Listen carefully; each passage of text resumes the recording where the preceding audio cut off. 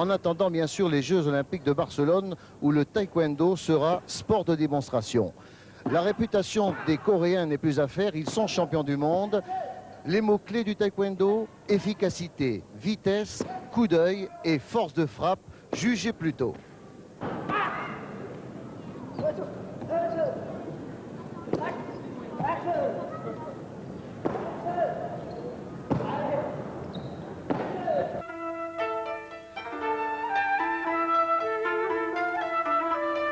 La sérénité des combattants du pays du matin calme. Les Coréens qui, dès le plus jeune âge, ont été initiés à cet art guerrier qu'ils ont su exporter dans le monde, le taekwondo. La voie des poings et des pieds. Devenu sport de compétition codifié, ce sont les techniques de jambes et la puissance de leur impact qui en font une discipline aussi spectaculaire que redoutable. Et puis l'insolite, aussi lorsqu'une femme arbitre, mais oui, bien constater si toutes les protections sont conformes. Casque, plastron, coquilles, protège-tibia sont indispensables pour amortir les coups de pied dont les taekwondoïstes ne sont pas avares.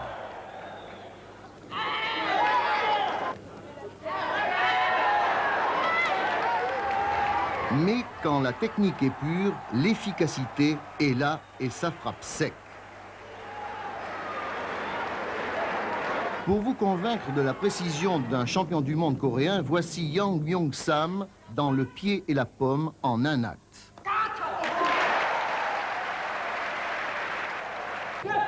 Retour à la compétition à Aix-en-Provence devant 3000 spectateurs, Yo Yoon-taek le coréen face au français Willy Lay, le niçois.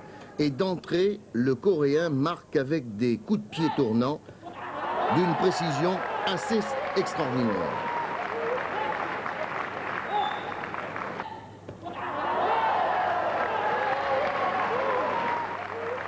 Une touche au casque du français qui marquera un avantage incontestable dans ce premier combat de la catégorie des moins de 50 kilos. Et le coréen attaque toujours, beaucoup plus précis, beaucoup plus mobile, avec ce coup de pied tournant et une frappe dans le dos qui déséquilibre le français. Vainqueur donc, Yo Yoon-taek dans cette catégorie. Yo Yoon-taek, Corée. 4 points à 1. Deuxième combat, moins de 54 kilos, un choc tout à fait impressionnant entre Chan Il-tae, champion de Corée espoir, le plus grand à gauche, en bleu, face au petit Thierry Dédébé, vice-champion d'Europe, qui va tout de suite, dès le début du combat, porter les meilleures touches avec ce coup de pied tournant qui touche le Coréen sans le déséquilibrer. Dédébé, beaucoup plus mobile, surprend le Coréen par sa vitesse. Et là, cette fois, le Coréen est au tapis. Très aérien, le Coréen, mais là, le contre du Français est précis et puissant.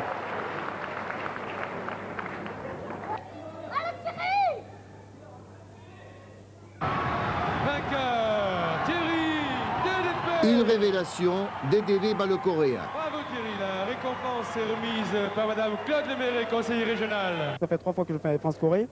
Alors j'avais une revanche à prendre parce que ça fait 2 fois que je déçois. Aujourd'hui j'étais en pleine forme et j'ai fait le maximum pour gagner. Et là, Comment vous est venue l'idée de pratiquer le taekwondo? au départ c'est une histoire familiale parce que mon père pratique le taekwondo et mes frères. Alors c'était une idée toute simple. C'est-à-dire que dans la vie on peut être confronté à plusieurs histoires, soit des agressions verbales ou alors physiques.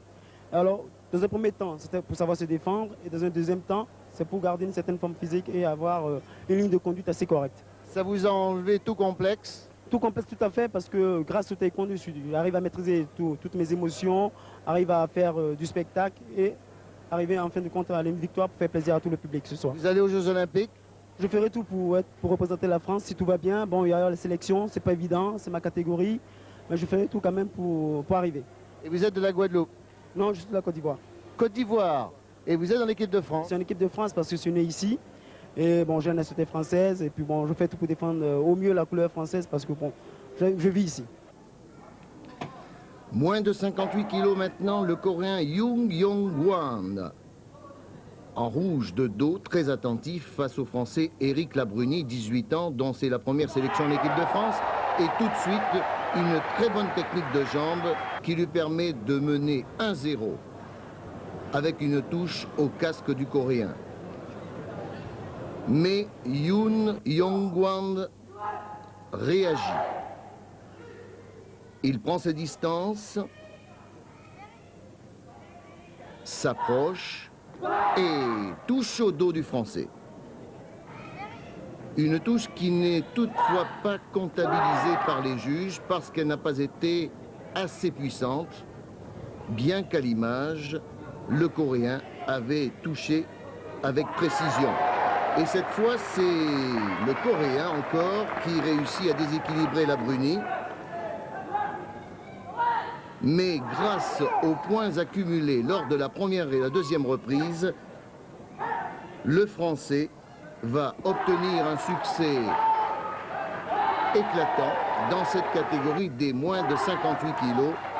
Labruni, un jeune qui progresse et qui nous définit mieux ses impressions sur cet art martial coréen, le taekwondo.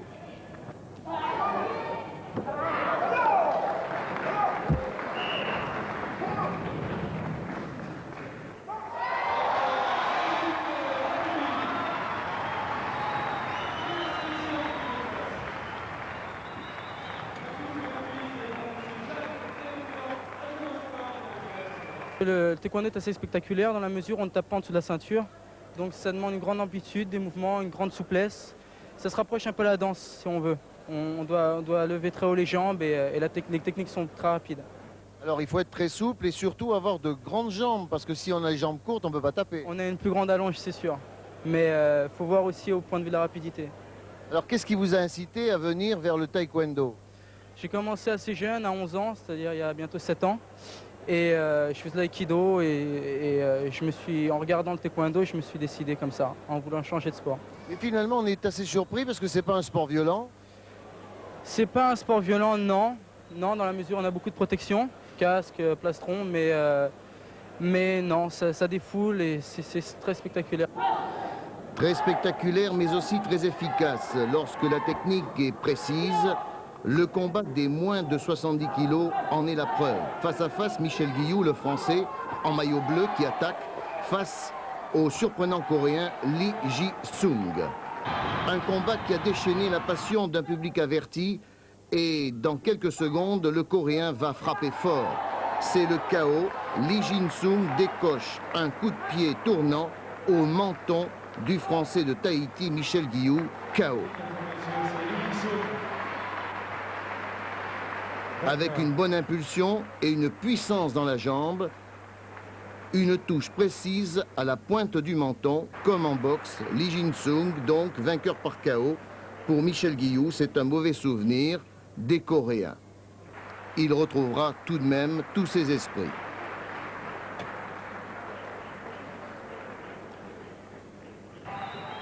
Et maintenant, le combat des poids moyens, moins de 76 kilos. Face à face, Eric Aleccio d'Aix-en-Provence, à droite, le plus grand, 1,90 m face au Coréen Jin Chen-so, champion de Corée.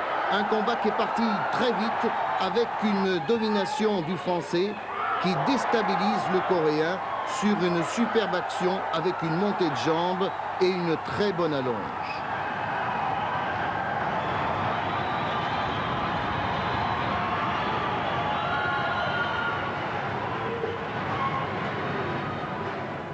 Aleccio met la pression sur le Coréen d'entrée de jeu. Et il a raison, parce que ces Coréens sont difficiles à combattre, surtout en contre.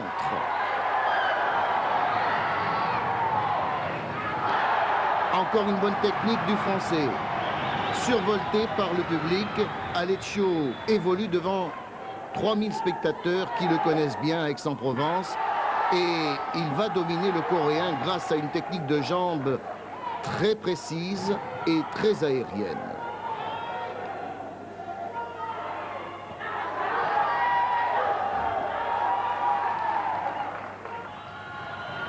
Vous avez noté que ce combat est arbitré par une femme, ce qui est rare dans les sports de combat. Et Aleccio déstabilise ici même le Coréen Jin Jeon-son, qui ne pensait pas être déséquilibré sur cette technique au poitrail.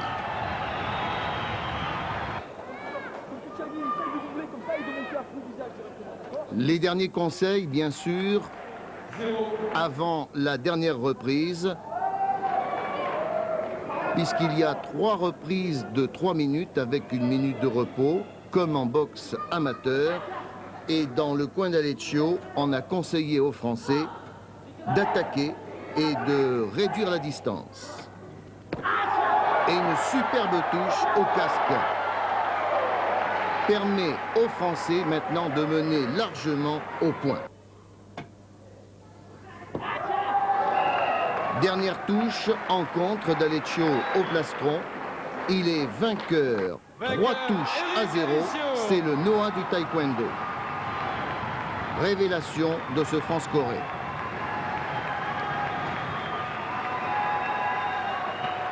C'est seulement ma 2e compétition au niveau international. Bien qu'il n'ait pas amené les meilleurs, ça fait plaisir. Vous êtes un peu l'Yannick Noah du taekwondo, ça vous fait plaisir? Ah ouais, ça me fait plaisir, surtout que je l'aime bien. Mais il faut être cool, quoi. C'est pas une affaire, il suffit d'être simple. Et puis ça marche avec tout le monde. Je trouve que vous avez la même allure que Noah, lui avec une raquette, mais vous, alors, vous avez une agilité extraordinaire. C'est ce qu'on m'a dit, on m'a déjà dit que je lui ressemblais aussi. Vous avez le même tempérament? Ah ouais, ça je crois. Bien que j'aime moins faire la fête que lui. Je suis beaucoup plus discipliné, je crois. Qu'est-ce que vous a apporté le taekwondo et cette victoire sur un Coréen? Eh ben, d'abord, ça m'a donné confiance. Et puis le taekwondo, il faut dire que on disait que j'étais assez efféminé quand j'étais petit. Et c'est grâce au taekwondo que ça m'a rendu beaucoup plus sûr de moi.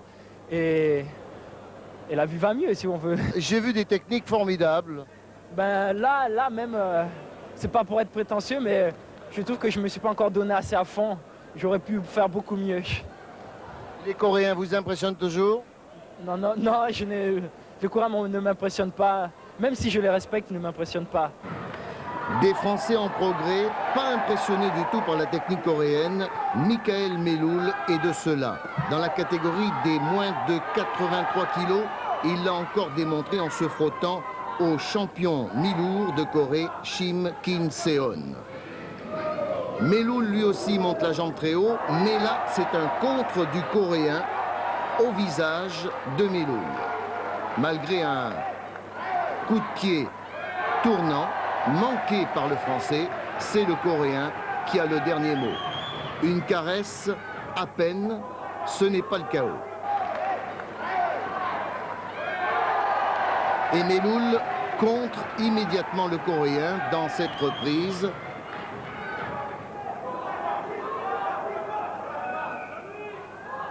Le Coréen qui est compté comme en boxe, mais il reprend le combat alors que Meloul, en meilleure condition physique, va imposer sa puissance.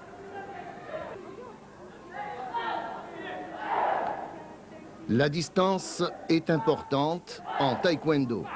La preuve, Meloul, sur ce coup de pied retourné, a réussi à toucher au plastron. C'est lui qui recule et en pivotant, il touche avec une précision diabolique. Et le Coréen n'a pas encore baissé les bras. Devant ses supporters qui sont venus de Séoul, il espère encore retourner une situation très compromise parce que Meloul attaque tout le temps. Et pourtant, le Coréen, regardez bien, a réussi un coup de pied derrière le casque de Meloul.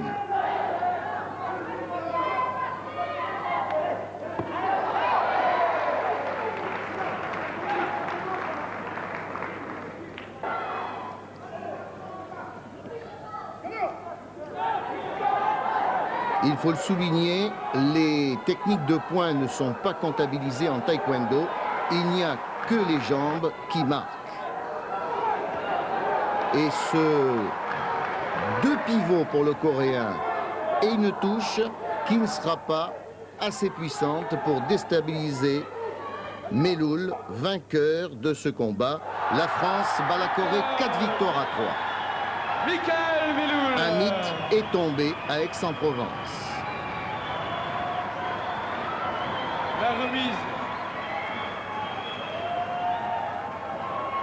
La remise des récompenses est remise par M. Daniel Grenard, président de l'ex-Université Club Taekwondo.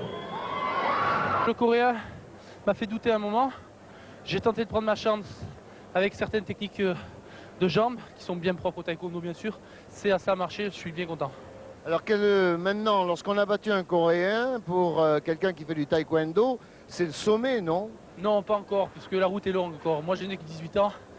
Je démarre dans la compétition internationale. J'espère en rencontrer d'autres de plus forts et un Coréen plus fort en tout cas. C'est enrichissant pour une équipe de France de battre une équipe de Corée qui m'a paru très jeune.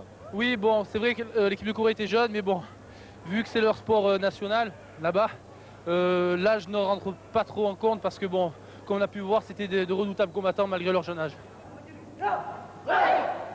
Reste que pour les Coréens, le taekwondo est une école de vie, une éducation et une philosophie avec son aspect martial, où l'on inculque discipline, rigueur et courage.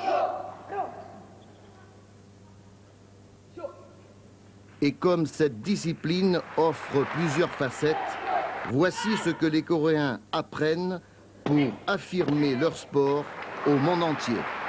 La casse, c'est la spécialité des taekwondoïstes coréens.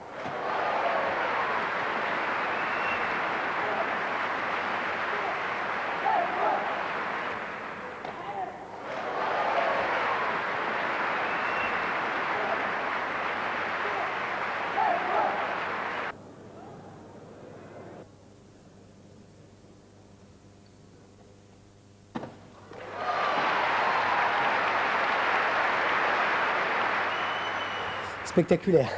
Merci Pierre Fula, on vous retrouve à 4h30 exactement pour les internationaux de France.